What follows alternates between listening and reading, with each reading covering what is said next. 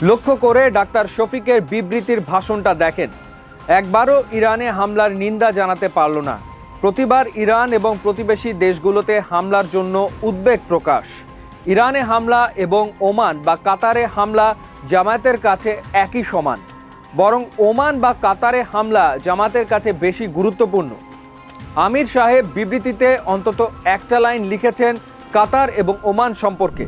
তিনি লেখেন, উপসাগরীয় ও আঞ্চলিক ভ্রাতৃপ্রতিম দেশগুলোর বিরুদ্ধে ইরানের পাল্টা হামলাকেও আমরা অকার্যকর ও পরিস্থিতি অবনতিকারী বলে মনে করি। এ ধরনের পদক্ষেপ অবিলম্বে বন্ধ হওয়া উচিত। অথচ জামায়াতের নেতাকর্মীরা রাস্তায় মিছিল করেছে, খামেনি হত্যার প্রতিবাদে বিক্ষোভ করেছে, কিন্তু জামায়াতের অফিসিয়াল অবস্থান কি? ধরি মাছ না ছুঁই পানি। একই অবস্থা বিএনপিরও।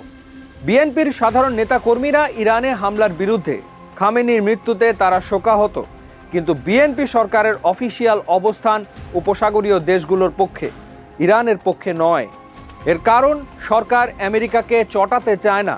বিশেষ করে সম্পূরক শুল্ক নিয়ে এরই মধ্যে বাংলাদেশ যথেষ্ট ঝামেলায় আছে।